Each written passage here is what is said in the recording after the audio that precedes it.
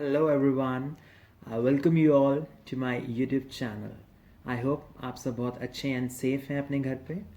जैसे कि आप सब जानते हैं, अब हम लॉकडाउन के सेकेंड फेज़ में हैं, lockdown version 2.0।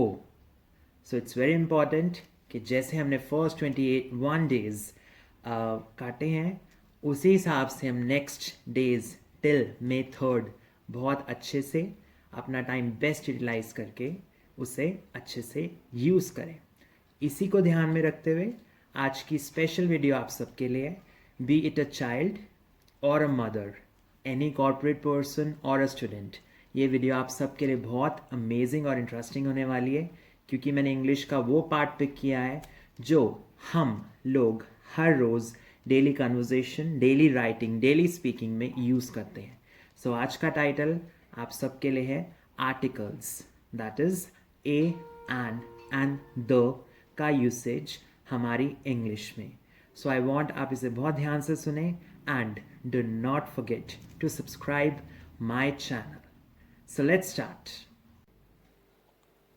Okay guys, so जैसे कि आप देख सकते हैं मैंने आज का अपना टाइटल आर्टिकल्स लिखा है। सबसे पहले डिस्क्राइब करते हैं, एक्सप्लेन करते हैं कि आर्टिकल्स होते क्या हैं। आर्टिकल्स हम उन वर्ड्स को बोलते हैं, किन वर्ड्स को बोलते हैं? ये तीनों, ए एंड दो, ये तीनों हमारे आर्टिकल हैं। अभी बताते हैं इनके अंदर डिफरेंस क्या होता है। राइट, आर्टिकल्स हम उन वर्ड को बोलते हैं जो नाउन से पहले यूज होते हैं, यूज्ड बिफोर नाउन्स। अभी समझाते हैं नाउन्स क्या है, पहले देखते हैं इसे। जो नाउन से पहले यूज होते हैं टू डिफाइन देम, नाउन को प्रॉपर डिफाइन करने के लिए हम लोग आर्टिकल्स यूज करते हैं। अब आप देखेंगे कि नाउन्स क्या होते हैं। नाउन्स को अगर मैं सिंपल एक वर्ड में समझाऊं तो हम सब ने हिंदी में संज्ञा पढ़ा है। राइट, अगर आपको याद हो, आपने स्कूल्स में पढ़ा है संज्ञा। संज्ञा मीन्स नाउन, नाउन मीन्स किसी भी name of a person, place या थिंग, किसी भी व्यक्ति, वस्तु या स्थान या भाव के नाम को हम संज्ञा कहते हैं, एंड इंग्लिश में उसे हम नाउन्स कहते हैं। राइट, तो आर्टिकल्स अब आपको समझ आया। वो वर्ड जो कि ए एन और दो में से कोई एक होगा, उनको डिफाइन करने के लिए जो टर्म यूज होता है उसे हम आर्टिकल्स बोलते हैं। वो नाउन को डिफाइन करते हैं। For example, I am a boy, this is an umbrella, the Taj Mahal is situated in India. But अब हमारे पास क्वेश्चन आता है कि इन तीनों का डिफरेंस क्या है, ए एंड द कहाँ कहाँ और कब कब यूज होंगे। तो डिफ्रेंशिएट करने के लिए हम अपने आर्टिकल्स को दो पार्ट्स के अंदर डिवाइड करते हैं। पहला पार्ट है इनडेफिनिट एंड दूसरा पार्ट है डेफिनिट। अब इनडेफिनिट का मतलब है पक्का ना होना, श्योर ना होना, तो नो श्योरिटी लिख दें यहां पर। और डेफिनेट क्या होता है? श्योर होना, क्योंकि जब आप मैच, इनडेफिनेट मतलब श्योरिटी ना होना। तो जब हम श्योर नहीं होते तब हम लिखते हैं ए या एन। समझ आया आपको? और जब हम श्योर होते हैं तब हम लिखते हैं the. For example, I met a boy, मैं एक लड़के को मिला, मुझे नहीं पता वो कौन था, मैं एक लड़के को मिला, एक बॉय को मिला। फाइन। अच्छा, दूसरा एग्जाम्पल लें, my mother purchase an umbrella. For example, the Ganga. Ganga के लिए हम टर्म यूज कर सकते हैं क्योंकि गंगा एक पर्टिकुलर है, the great wall of China, that is a particular noun. Particular noun को हम प्रॉपर नाउन भी बोलते हैं।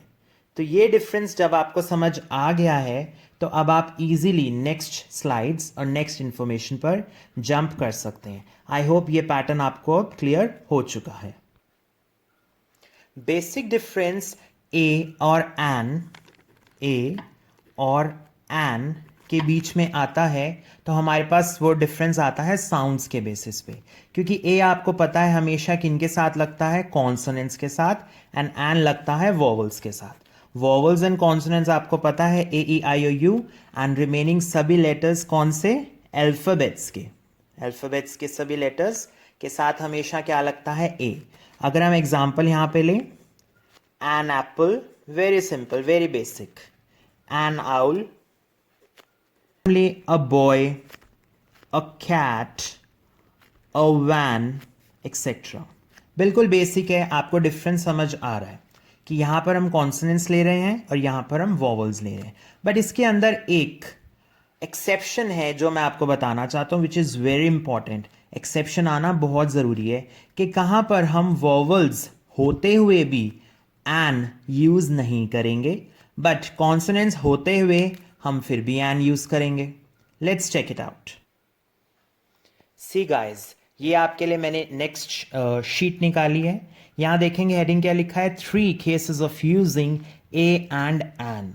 पॉइंट है vowel giving sound of a consonant. लिख तो हम वॉवल रहे हैं, बट आवाज उसकी कैसी आ रही है, कॉन्सोनेंट। क्योंकि कॉन्सोनेंट आ रही है तो हम यहां यूज करेंगे ए, राइट। लिखें एग्जाम्पल, वन आइड पर्सन, एक आंख वाला पर्सन, राइट। नेक्स्ट एग्जाम सब जानते भी हैं, यूनिवर्सिटी। तो यूनिवर्सिटी के आगे हम यू लगाते हैं, यू स्टार्ट होता है बट हम ए लगाते हैं। डिफरेंस क्या है, ये साउंड हिंदी में य की साउंड है, क्योंकि साउंड य की है तो हमारा क्या लग रहा है, ए, एन नहीं लग रहा। I study in a university situated in Delhi. I hope ये आपको सेक्शन क्लियर होता है। नेक्स्ट हमारा पॉइंट है consonant giving sound of a vowel.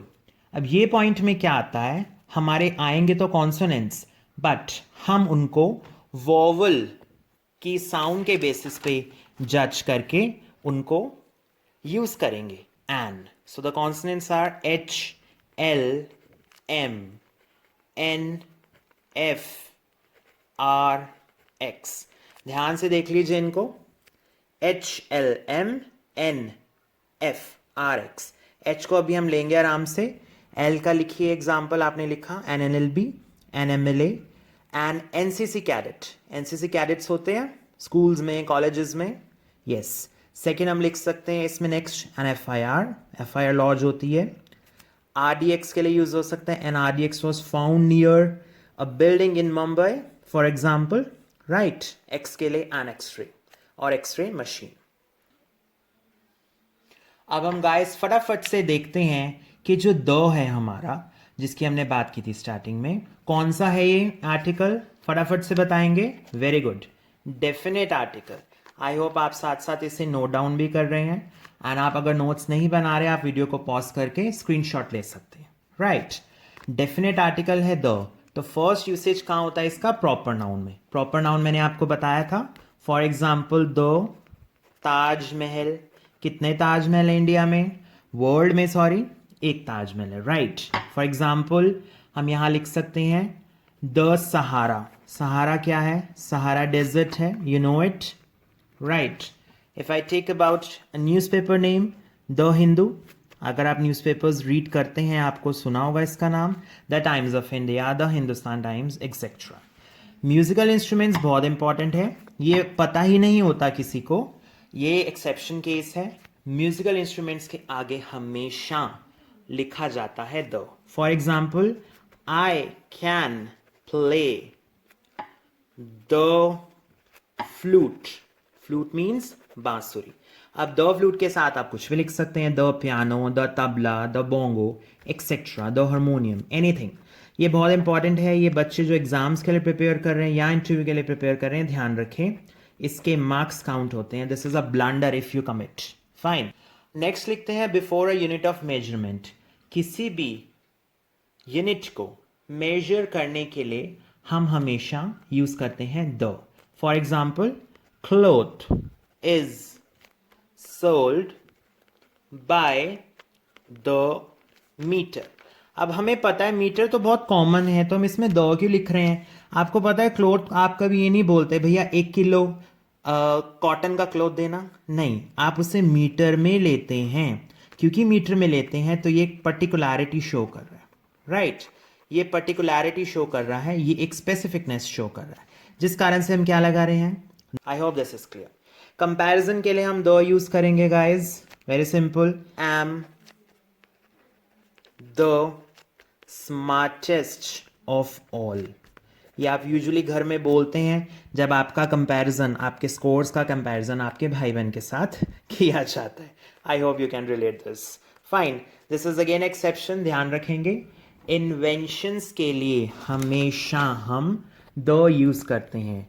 The TV, the radio was invented, etcetera. ये सब बहुत ध्यान में रखने वाला पोर्शन है जो हमें क्या शो करता है, usage of the. I hope this is clear. Thank you for watching my video. Please like, share and subscribe.